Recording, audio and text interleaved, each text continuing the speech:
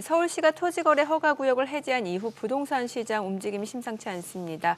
서울에서도 강남 3구가 급등하면서 또 강남만 좋게 됐다라는 볼멘 소리가 나오고 있는 모습이고 경매시장도 강남과 비강남 그리고 서울과 비서울로 양극화가 점점 심해지는 모습입니다. 오늘 2월의 마지막 금요일이죠. 설춘환 세종사이버대 부동산학과 교수님 초대합니다. 안녕하십니까? 어서 오세요. 네, 안녕하세요. 먼저 토지거래 허가구역 해제 이 제도가 도입된 이후로 부동산 움직임이 좀 바뀌고 있습니다. 특히 서울, 특히 강남 이 3구 영역에서 국민평수죠. 아파트 여러 가격대가 40억 원에 계약된다든가 이렇게 신고가를 경신하고도 있는데 이런 모습을 어떻게 지켜보고 계신지 궁금합니다. 네, 일단 최근에 이제 전국의 아파트 시장이 좋지 않은 가운데서도 여전히 서울의 핵심인 강남 상구의 아파트 시장은 여전히 강세를 보이고 있는 상황입니다. 양극화가 상당히 더욱 심화되고 있다 이렇게 좀 보시면 좋을 것 같고요. 특히 이제 그런 가운데서 이번에 토지거래 허가구역에서 해제된 송파구의 잠실동 그리고 강남구의 대치동, 삼성동의 아파트 가격이 다시 상승하고 있는 그런 분위기입니다. 특히 이제 잠실의 랜드마크 중에 하나인 우리가 흔히 이야기하는 엘리트, 이미 이제 엘스, 리센츠, 트리움 같은 경우에도 최근에 이제 앞서 말씀하신 것처럼 국민평형 약 33평형대 아파트가 이미 이제 실거래가가 한 27억 원에서 28억 원을 찍었고요. 호가는 30억 원을 훌쩍 넘기는 매물들도 상당히 많이 증가하고 있다. 따라서 이제 송파구도 어느덧 평당 1억 원에 육박하고 있는 것 같고요. 더불어서 최근에 토지거래 허가구역이 해제되기 전보다는 앞으로도 매매는 더욱 활발할 것으로 보입니다. 이 반짝 상승인가요? 아니면은 좀 추세적으로 이쪽은 오름세가 이어지고 있다 이렇게 봐야 되는 거예요? 일단 개인적으로는 반짝 상승으로 보는 것이 좀 타당해 보입니다. 일단 기본적으로 이제 5년 만에 토지거래 허가구역에서 해제가 되었기 때문에 단기적으로는 가격 상승을 기대해 볼 수 있겠다 이런 분들이 있고 또 이런 기대감이 상당히 큰 것 같습니다. 다만 그 폭은 크지 않을 것으로 보입니다. 이유는 이번에 해제된 지역의 아파트 가격이 이미 상당히 높은 수준입니다. 따라서 토지거래 허가구역 지정으로 인해서 저평가되었다라고 보기는 좀 어렵지 않나 이런 생각이 듭니다.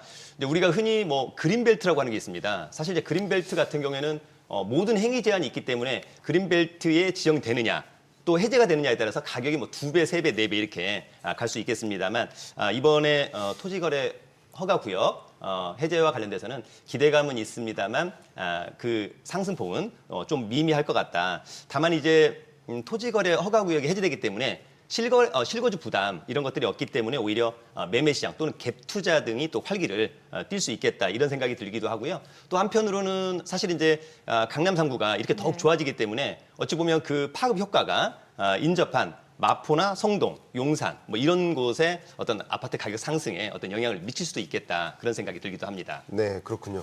요즘 서울 강남구만 이렇게 움직이는 것이 아니라 재건축이 활발한 지역이 또 있죠. 바로 말씀하셨던 잠실 송파 영역인데요.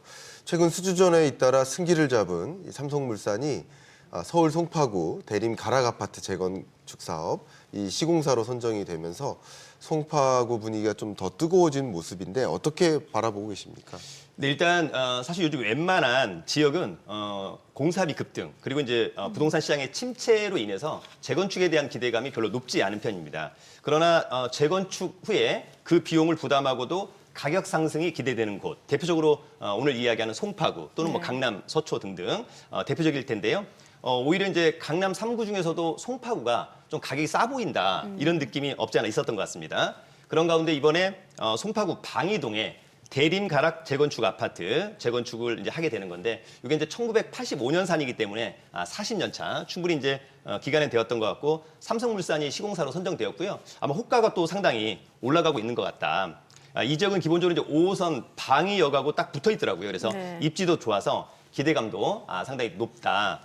더불어서 제가 이제 현장을 한번 갔다 온 적이 있는데 이 아파트 맞은편에 있는 대단지인 현대 아파트, 이게 이제 1000세대가 넘어가는 아파트인데요. 이 아파트에 대한 재건축 기대감이 또 상당히 커지고 있는 상황이고 제 개인적으로 봤을 때 앞으로 서울에서는 꼭 강남 3구를 제외하더라도 역세권이면서 대단지 아파트라고 한다면 저는 오히려 재건축에 대한 기대감은 크다. 그러나 그 외에는 좀 어렵지 않은가 그런 생각을 해보기도 합니다. 아니 근데 송파 헬리오시티 최근에 보니까 경매 낙찰가가 실거래가보다 더 비쌌다고 하는데 어떻게 이런 현상이 나오는 거예요?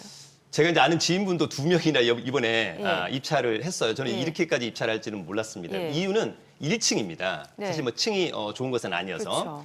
그렇죠. 지난 2월 24일 날 있었습니다. 송파구 예. 가락동의 헬리오시티 전용 25평, 우리가 흔히 이야기하는 33평형 아파트인데요. 1층이었습니다. 그래서 네. 감정가 18억 3,700, 그리고 이제 한 번 유찰되었기 때문에 이번 최저가가 약 한 14억 정도 됐었는데, 저는 한 중간 정도의 가격에서 네. 낙찰, 이를테면 한 17억 정도를 예상했었습니다만, 그런데 이번에 응찰자가 무려 87명이 들어왔습니다. 그래서 좀 의외다. 그래서 오히려 낙찰가율은 감정가를 훌쩍 넘긴 약 21억 원에 낙찰되었는데요.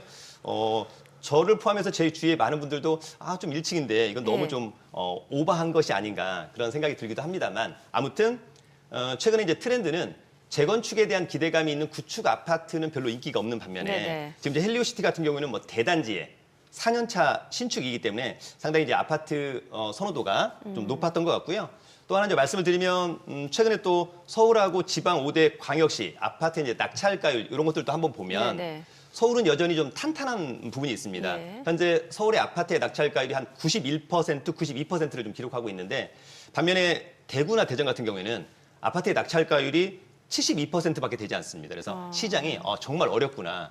거의 이것을 반증하고 있다. 이렇게 보시면 좋을 것 같습니다. 그렇군요. 아니 근데 좀 전에 거기 헬리오시티 실거래가보다 높다라는 거잖아요, 낙찰가가. 그래서 1층이라고 한다면 좀 높을 것 같고요. 1층이 아니고 아마 그 중간층이라고 한다면 사실은 이번 가격이 뭐 나쁘진 않은 것 같습니다. 그러니까 실수요자 입장에서는 괜찮은데, 오히려 1층은 사실 로얄층에 비하면 그렇죠. 한 10%는 좀 싸야 될 것 같은데 예. 오히려 약간 좀 오버슈팅이 아닌가 그런 생각을 한번 해보기도 합니다. 네네. 네. 아니, 좀 전에 그래프도 보니까 확실히 또 경매도 양극화하긴 하네요, 시장이. 맞습니다. 지금 제 주변에서도 최근에 이제 어찌 보면 좀 이제 투자를 좀 해야 되는데 네네. 서울 강남 3구를 들어가려고 하면 이제 비용적인 부분이 그렇죠. 상당히 부담이 되기 때문에 이제 투자를 하려고 하는데 네. 오히려 많은 분들이 요즘에 대구나 대전 또는 뭐 세종이나 광주에 가서 좀 싸게 매매나 좀 낙찰을 받고 싶다 이런 네. 분들이 증가하고 있습니다만, 다만 이제 사람들의 심리는 여전히 싸게 살 수 있다면 좋지만 예. 그러나 지금의 가격으로는 좀 불편하다 그러게요. 이런 부분이 좀 있는 것 같고요. 여전히 좀 지방의 아파트 시장이 상당히 좀 좋지 않은 것은 좀 안타까운 또 그런 부분이 있는 것 같습니다. 네. 거시적으로 부동산 시장을 들여다봐도 서울의 경우에는 그래도 강보합 혹은 보합, 약보합, 보합에 가까운 흐름을 유지하고 있는데, 지방의 경우에는 미분양 주택도 계속 쌓이고 중공업 미분양 주택은 정말 걷잡을 수 없이 계속 쌓이고 있습니다. 이게 소위 양극화 현상을 보여주는 두드러진 특징인데, 이런 현상들을 어떻게 진단하고 계십니까? 일단 기본적으로 아파트 시장에서 가장 중요한 것은 사람들의 심리인데, 네. 지금의 심리는 어쨌거나 부동산 시장은 당분간 좀 어려울 것 같다. 실물 경제도 어렵고 그 영향으로 부동산 시장도 어려울 것 같다. 다만 그럼에도 불구하고 어떤 투자처를 찾는다면 네. 똘똘한 집 한 채. 이렇기 때문에 오히려 서울에서도 핵심적인 그 뭐 강남 3구 이런 곳들이 좀 인기가 많은 것 같고요. 또 어찌 보면 지방에서도 또 핵심적인 뭐 부산이나 대전, 대구에서도 핵심적인 부분은 좀 인기가 좀 많은 편이다.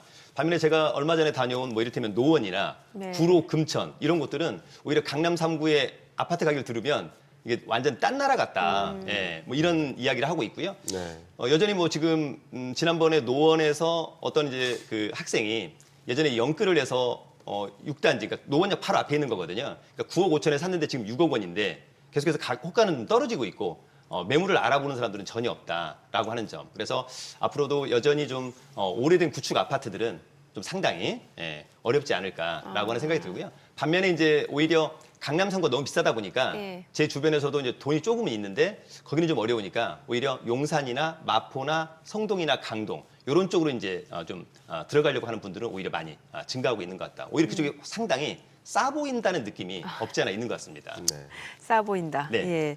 그 아무래도 경매 입찰 준비하시는 분들은 뭔가 조금 더 싸게 좀 매수하고자 하는 심리가 있는데, 이게 자칫 잘못하면 또 무효가 되는 경우가 있다고 하니까 그 주의점도 좀 알려주세요, 간단하게. 네, 일단 최근에 제 주변에서 입찰 준비물을 좀 잘 준비를 못해서 준비물. 네, 입찰이 무효화가 된 사례가 있었습니다. 예. 차라리 그냥 입찰을 했는데 떨어졌는데 준비물이 부족했다. 예. 그러면 사실 문제가 없는데 그러니까요. 1등을 했는데 이제 문제가 된 두 가지의 사례가 있었었는데요. 네.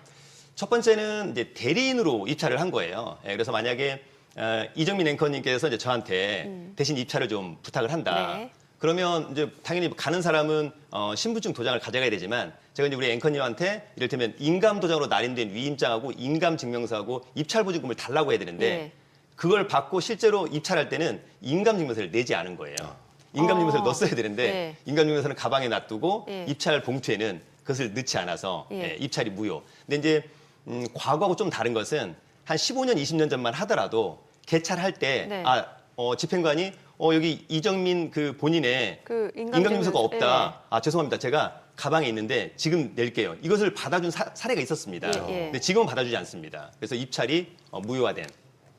그럼 입찰 보증금만 날린 거예요? 아니, 그는 이제 입찰 보증금 돌려받습니다. 돌려받아요? 폐찰이 됐기 때문에 돌려받는 거고요.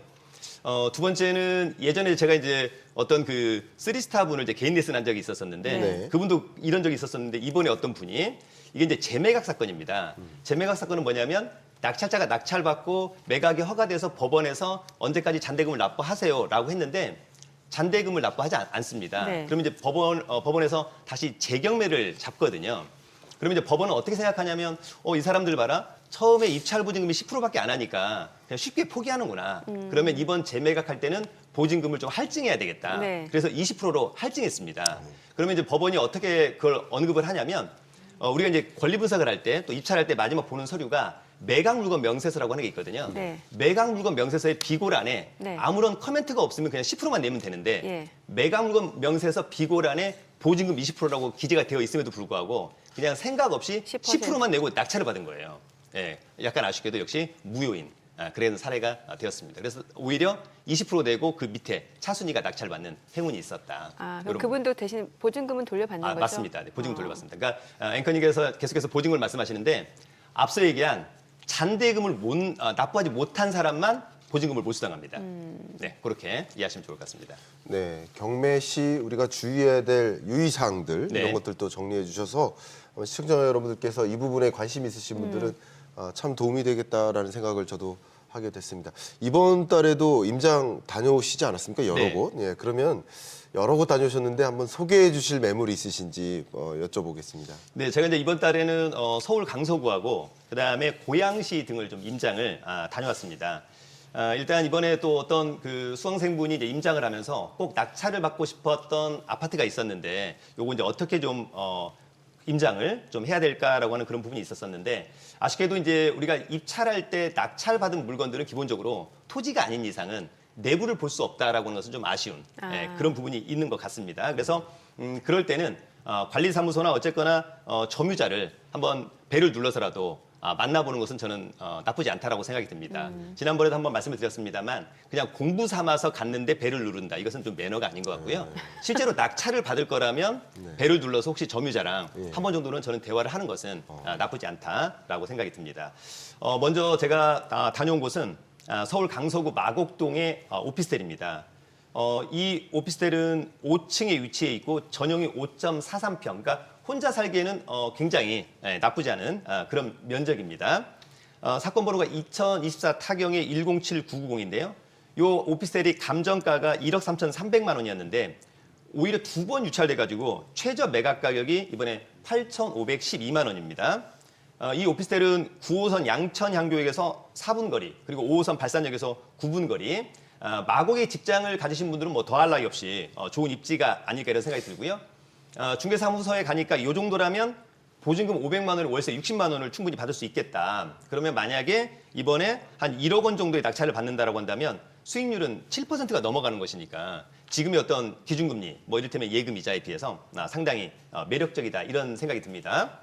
그러나 사실 어찌 보면 마곡에서 이렇게 한 번 유찰되지도 않고 두 번 유찰된 오피스텔이 나올 수 있을까 사실 저도 약간 좀 의아했는데 이 물건은 선순위 임차인이 1억 5천만 원짜리가 있습니다. 네. 이 오피스텔이 사실 지금 감정가가 1억 3,300인데 선순위가 1억 5천만 원이 있었다. 그러면 내가 만약에 이번에 한 9천에 낙찰을 받아도 선순위 임차인이 못 받은 6천을 제가 떠안아야 되는 거거든요. 네.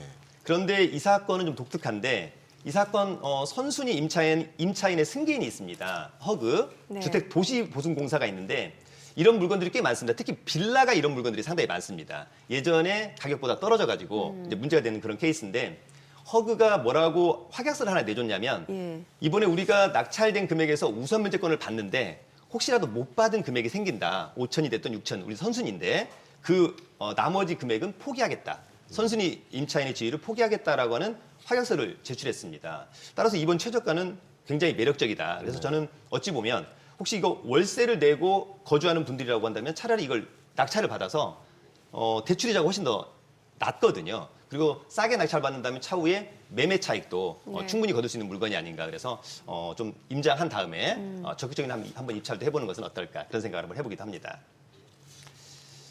두 번째는 제가 이제 지난번에 다녀온 경기도 고양시 덕양구 지축동의 근린상가입니다. 이 물건은 이제 사무실로도 사용이 가능할 것 같은데 이게 이제 5층에 위치해 있고요. 전용이 13평짜리.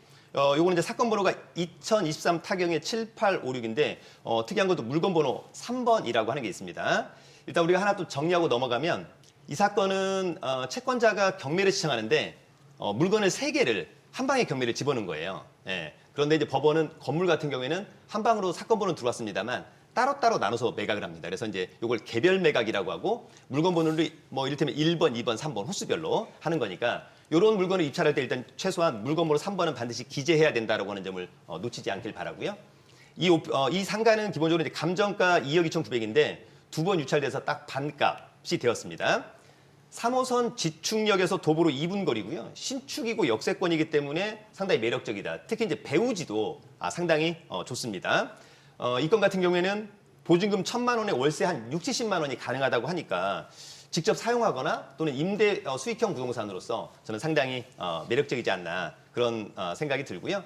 특히 이제 이렇게 그 구분 상가인 경우에는 우리가 이제 감정평가사 후단에 도면이 있습니다. 도면이 있는데 지금 이제 이 건 같은 경우에는 도면에 보면 맨 뒤에 이를테면 이제 도면을 보고 저희들 보시면 빨간색이 끝에서 하나, 둘, 세 개가 있는데 사람들의 선호도는 맨 끝에 호수를 가장 선호하는 것이니까 네. 가격이 비슷하다고 한다면 저는 오히려 맨 마지막 것에 아마 입찰을 하게 되지 않을까라고 하는 점이 있고 나중에 사용할 때도 훨씬 더 좀 프라이버시 있게 네. 사용할 수 있다. 이렇게 좀 이해를 하시면 좋을 것 같습니다. 네, 오늘 내용 여기까지 듣겠습니다. 잘 들었습니다. 고맙습니다. 네, 감사합니다.